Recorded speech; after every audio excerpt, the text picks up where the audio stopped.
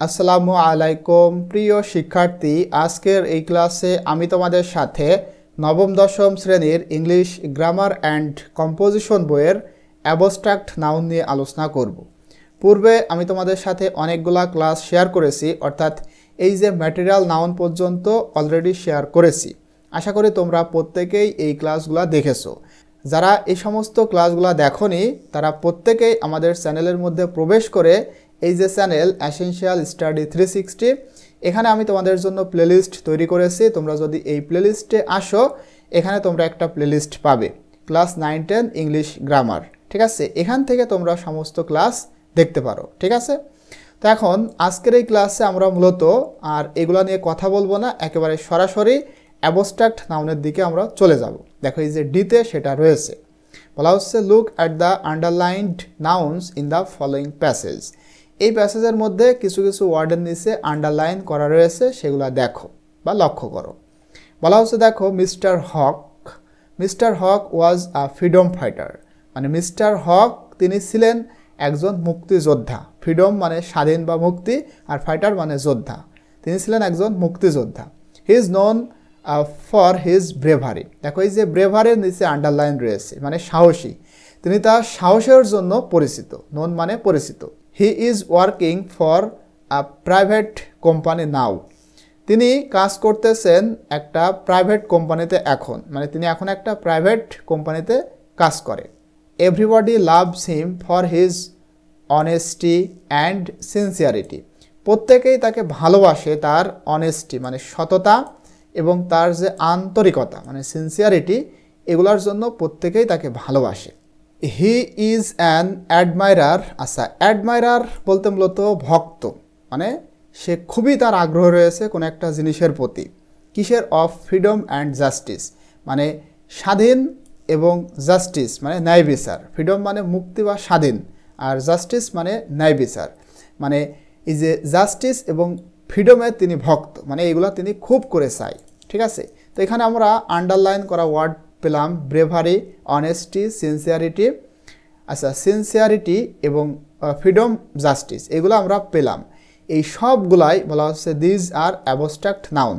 এই পাঁচটা নাউনই abstract noun. কিভাবে অ্যাবস্ট্রাক্ট নাউন বলো তো? দেখো একটু খেয়াল করো। অ্যাবস্ট্রাক্ট নাউন হচ্ছে আমাদের যে পাঁচটা ইন্দ্রিয় রয়েছে, চক্ষু, কর্ণ, জিহ্বা, নাসিক্য, ত্বক, মানে চোখ, মুখ, কান, নাক এবং এই যে ত্বক, এই পাঁচটা হচ্ছে আমাদের ইন্দ্রিয়। তোমরা এই পাঁচটা জিনিস দিয়ে যেগুলা ফিল করতে পারবা সেগুলা কিন্তু কনক্রিট নাউন, অর্থাৎ কমন নাউন, প্রপার নাউন, এরপরে কালেকটিভ নাউন অথবা ম্যাটেরিয়াল নাউন। যদি এই পাঁচটা জিনিস দিয়ে কোনো কিছু দেখতে পারো, ধরতে পারো, ছুঁইতে পারো, হ্যাঁ, এগুলো হবে তোমার উপরের চারটা। কিন্তু যখন তোমার এই যে 5 সেন্স, পাঁচটা ইন্দ্রিয়, এর কোনোটা দিয়েই তুমি কোনো কিছু ধরতে পারতেছো না, দেখতে পারতেছো না, ছুঁইতে পারতেছো না, ঘ্রাণ নিতে পারতেছো না, জাস্ট শুধু মস্তিষ্ক দিয়ে অনুধাবন করতে পারতেছো, সেইগুলাই কিন্তু অ্যাবস্ট্রাক্ট নাউন। অ্যাবস্ট্রাক্ট নাউন হলো ধরা ছোঁয়ার বাহিরে, জাস্ট তুমি চিন্তা করতে পারো, এটা হচ্ছে অ্যাবস্ট্রাক্ট নাউন। এবারে দেখো এই উদাহরণগুলা। ব্রেভারি মানে কোনো একটা ব্যক্তির ব্রেভারি রয়েছে, সাহসিকতা রয়েছে, মানে তিনি অনেক সাহস, তার অনেক সাহস আছে। তো এই যে শক্তি বা সাহস, এটা কি দেখা যায়? না, এটা বুঝতে হবে, ফিল করতে হবে। এই জন্য এটা হচ্ছে অ্যাবস্ট্রাক্ট নাউন। এরপরে অনেস্টি, এটাও একই রকম, দেখতে পারো না, জাস্ট তুমি বুঝতে পারো, ফিল করতে পারো। আবার সিনসিয়ারিটি, এটাও কিন্তু দেখা যায় না। ফ্রিডম, মুক্তি, এটা কি দেখা যায়? অবশ্যই দেখা যায় না। জাস্টিস কি দেখা যায়? এইগুলা কিন্তু সবই অ্যাবস্ট্রাক্ট নাউন। আশা করি তোমরা বুঝতে পেরেছো। যদি বুঝেই থাকো, অ্যাবস্ট্রাক্ট নাউন সমান সমান আর 2টা অথবা 3টা নাউন তোমরা লিখবা যে এই নাউনগুলো আসলেই অ্যাবস্ট্রাক্ট নাউন। দেখি কতজন এটা লিখতে পারে। তো বলা হচ্ছে উপরে সবগুলো abstract noun. An abstract noun, এবারে অ্যাবস্ট্রাক্ট নাউনের সংজ্ঞা। An abstract noun is the name of a quality. এরপরে state or concept. Abstract noun হচ্ছে কোনো একটা কোয়ালিটি মানে গুণ, গুণের নাম, অথবা স্টেট কোনো একটা কথার বা বক্তব্যের নাম, অথবা কনসেপ্ট অথবা কোনো একটা ধারণার নাম। ঠিক আছে, কোনো একটা ধারণা, কোনো একটা তোমার কথা, কোনো একটা গুণ, এই সমস্ত কিছু নামকেই বলা হচ্ছে abstract noun. It has no material form, shape or size.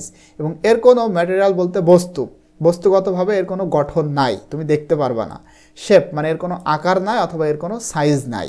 তাহলে পরিশেষে আমরা বুঝতে পারলাম অ্যাবস্ট্রাক্ট নাউন হচ্ছে যেটা ধরাছোঁয়ার বাহিরে জাস্ট আমাদের মস্তিষ্ক দিয়ে আমরা চিন্তা করতে পারি। ঠিক আছে, তো আজকের ক্লাসটি এই পর্যন্ত। ইনশাল্লাহ পরবর্তীতে আমি তোমাদের সাথে অ্যাক্টিভিটি 3 শেয়ার করব। টিল দেন আল্লাহ হাফেজ।